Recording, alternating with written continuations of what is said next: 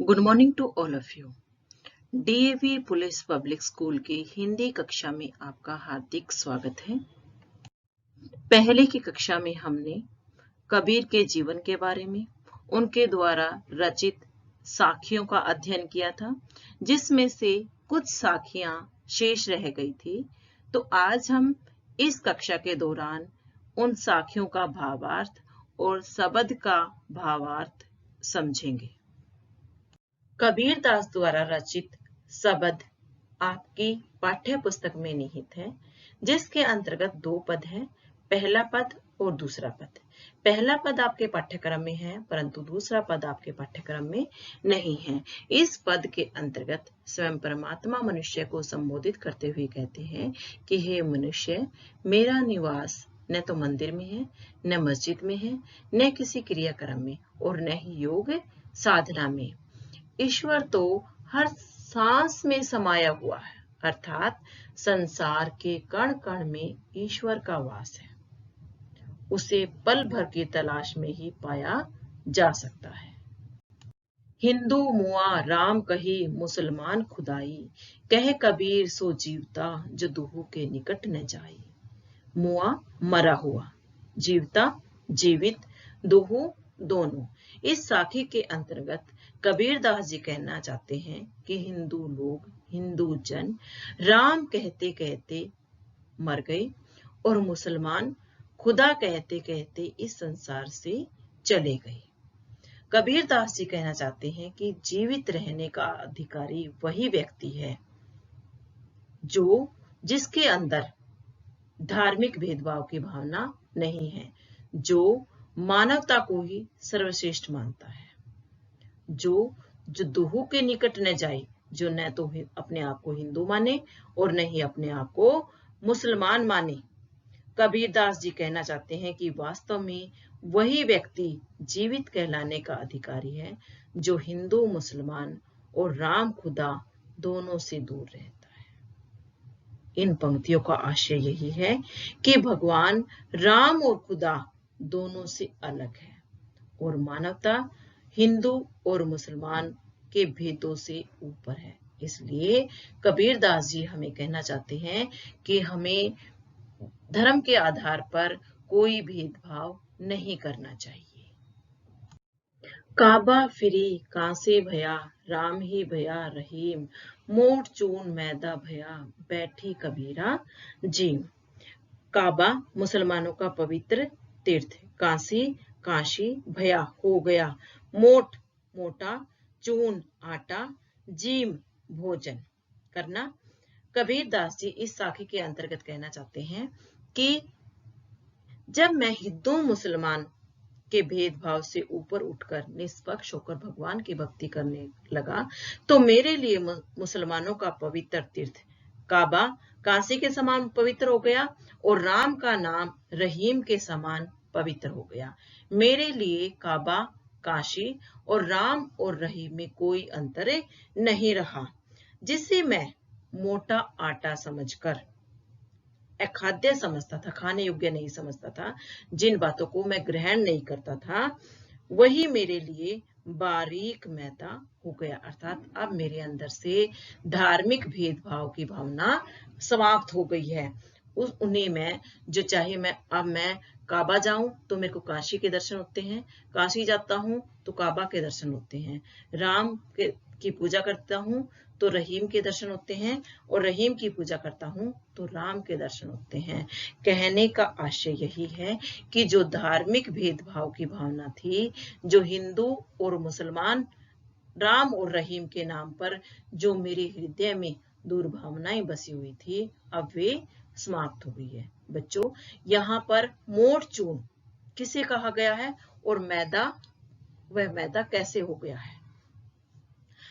यहाँ पर जो धार्मिक खटकने वाली बातें हैं वो मोटा चून है, और जो अच्छी बातें अपनाने वाली, जब धार्मिक भेदभाव की भावना समाप्त हो गई है और कबीर निष्पक्ष भाव से भक्ति करने लगा है, तो वो उसके लिए अच्छी बातें हो गई है, उसे मैदा कहा गया है।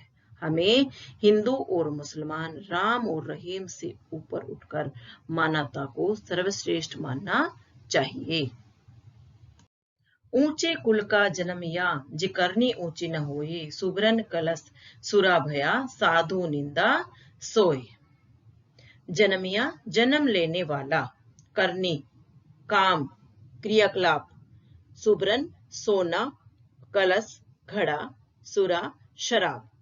कबीर दास जी इस साखी के अंतर्गत कहते हैं कि यदि कोई मनुष्य ऊंचे कुल में जन्म लेता है परंतु उसके कर्म अच्छे नहीं होते, उसके कार्य अच्छे नहीं होते, वह शराब पीता है, जुआ खेलता है, तो वह अपने कुल को भी निंदनीय करता है, लोग उसके कुल की भी निंदा करते हैं। जिस प्रकार सुबरन सोना, कलश घड़ा, सुरा शराब, जिस प्रकार सोने के घड़े में यदि शराब भर दी जाए तो साधु सज्जन लोग भी, अच्छे लोग भी उसकी निंदा करते हैं, वह निंदा का पात्र हो जाता है। आशय यह है कि मनुष्य के कर्म ही उसे महान बनाते हैं, जन्म उसे महान नहीं बनाता। जैसे मनुष्य के कर्म होते हैं उसकी महानता, उसकी प्रसिद्धि उसके कार्यों के कारण ही होती है, उसके जन्म के कारण नहीं होती। यहाँ शब्द का पहला पद आपके समक्ष दिया हुआ है। मोको कहाँ ढूंढे बंदे, मैं तो तेरे पास में, ना मैं देवल ना मैं मस्जिद, न काबा कैलाश में, ना तो कोने क्रिया कर्म में, नहीं योग वैराग में, खोजी होई तो तुरंत मिली हो, पल भर की तलाश में, कह कबीर सुनो भई साधव, सब समासों की समास में। इन पद में स्वयं परम पिता परमात्मा मनुष्य को संबोधित करते हुए कहते हैं कि हे मनुष्य, तू मुझे बाहर की दुनिया में कहाँ ढूंढ रहा है, अर्थात बाहर की दुनिया में ढूंढना व्यर्थ है। मैं तो तेरे पास में हूँ, अर्थात तेरे हृदय में निवास करता हूँ। न मैं देवल में, न मैं तो मंदिर में हूँ, न मैं मस्जिद में, और न ही मेरा निवास मस्जिद में है। न मैं काबा में हूँ और न ही कैलाश पर्वत पर मेरा निवास है। न तो कोने क्रियाक्रम में और न ही किसी आडंबर में मैं निवास करता हूँ, अर्थात कुछ लोग माला जपते हैं, छापेदारी वस्त्र पहनते हैं, तिलक लगाते हैं, धूना रमाते हैं, उनमें भी मेरा वास नहीं है। नहीं योग वैराग में, और कुछ लोग अपने माता पिता को छोड़कर, अपने बच्चों को छोड़कर संन्यास धारण कर लेते हैं। यदि वे अपने कर्तव्य से विमुख होकर संन्यास धारण करते हैं तो उसमें भी मेरा निवास नहीं है। खोजी हो तो तुरंत मिलियो, हे मनुष्य, यदि तुम मुझे वास्तव में प्राप्त करना चाहता है, सच्ची लगन से प्राप्त करना चाहता है, तो पल भर की सच्ची तलाश में ही मैं तुम्हें दर्शन दे जाऊंगा। सच्ची लगन ही मेरे प्राप्ति का साधन है। कबीरदास अपने भक्तों को संबोधित करते हुए कहते हैं कि कह कबीर सुनो भई साधो, हे संतो, हे महात्माओं सुनो, यह परमात्मा सब प्राणियों में विद्यमान है। जैसे सांस तुम्हारे भीतर है वैसे परमात्मा भी तुम्हारे भीतर ही निवास करता है, तुम्हारे हृदय में ही निवास करता है। वही प्राण बनकर तुम्हारे हृदय में बसा हुआ है, समाया हुआ है। अतः उसे खोजना है तो मन में खोजो, बाहर की दुनिया में नहीं। जब तक हमारे शरीर में सांसें चल रही हैं तब तक हमारे अंदर भगवान का वास है। भगवान को आडंबर इत्यादि में ढूंढना व्यर्थ है, बाहर की दुनिया में ढूंढना व्यर्थ है, क्योंकि भगवान तो हमारी प्रत्येक सांस में विराजमान है। संसार के कण कण में भगवान का वास है। प्यारे बच्चों, आज हमने साखियां और शब्द कंप्लीट किया है, तो ध्यान से आप इसका अध्ययन करेंगे, इनके भाव को समझेंगे। धन्यवाद।